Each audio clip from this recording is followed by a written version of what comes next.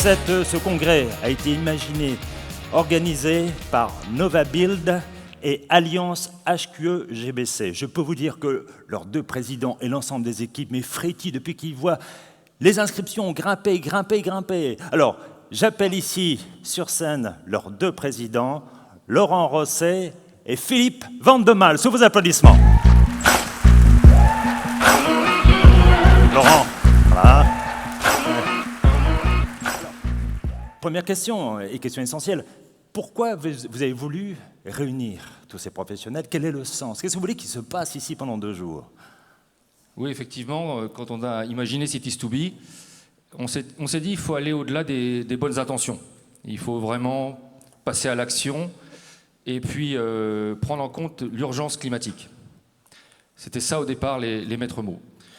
Et puis en préambule, je voulais vous dire une chose, c'est je ne suis pas climatologue, je ne suis pas chercheur, néanmoins je suis ingénieur géophysicien, et je me suis rendu compte qu'en creusant la question du dérèglement climatique, en allant vraiment dans la précision scientifique des choses, quand j'en ai parlé à notre bureau, à mes vice-présidents de Novabuild, quand j'en ai parlé à mes associés, à des collègues, à des amis, je me suis rendu compte que quand on rentre vraiment dans le détail, quand on explique les choses, qu'on arrive à les vulgariser, on fait bouger les lignes.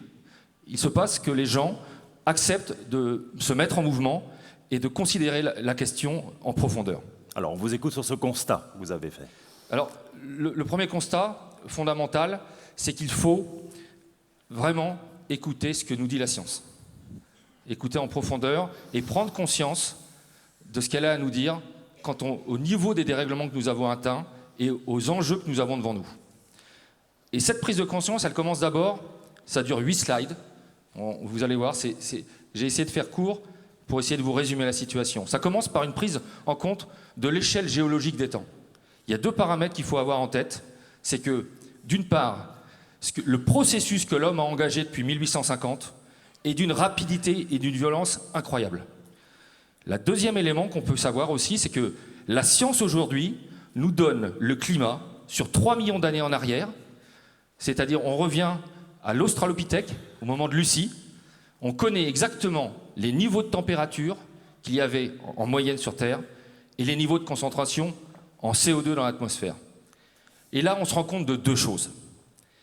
Il y a une parfaite corrélation entre la température moyenne de la Terre et les niveaux de concentration en CO2 dans l'atmosphère. Ça, c'est le premier élément. Le deuxième élément, on voit que jamais, au grand jamais, pendant 1 million d'années ici, la concentration en CO2 dans l'atmosphère n'est passée au-dessus de la barre des 300 parties par million, grammes par tonne pour les spécialistes, et elle est restée dans la bande 100-300. Alors on sait expliquer les variations de température lentes et naturelles pendant les temps géologiques, ici les 4 ères glaciaires du Pléistocène. Elles s'expliquent très bien par ce qu'on appelle la variation des paramètres orbitaux, c'est-à-dire la distance Terre-Soleil, ainsi que l'activité solaire et l'activité volcanique. Si on fait un zoom, on se rend compte de 3 éléments. C'est d'abord la température dans les temps géologiques anciens qui bouge.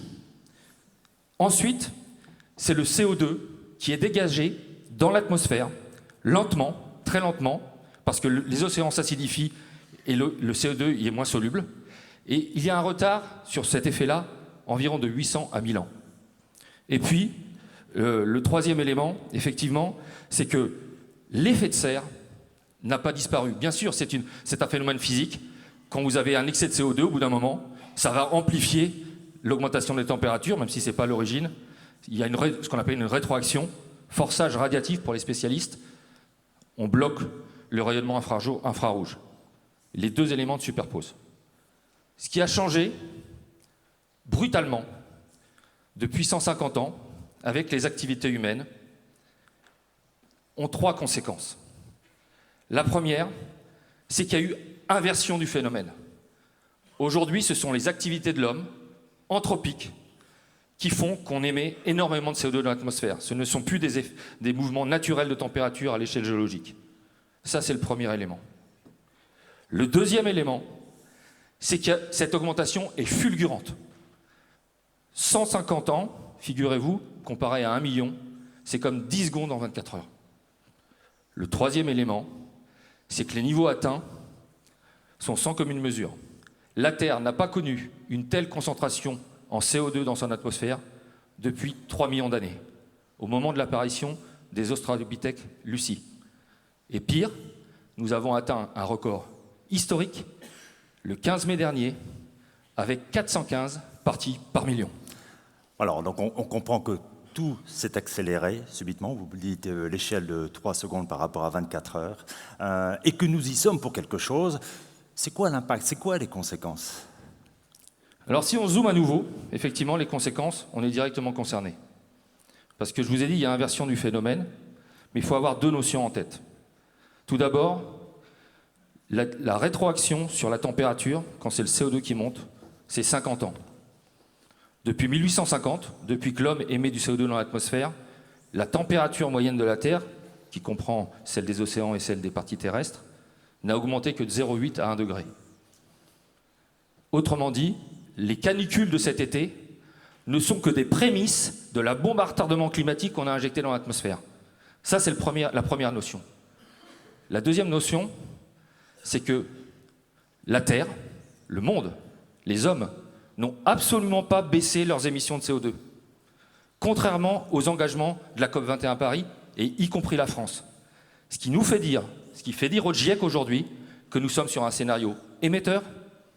Depuis 2015, ça continue de monter, et l'accélération est encore plus forte, qui laisse penser qu'on puisse avoir un réchauffement climatique au-delà de 4 degrés dans les années qui viennent.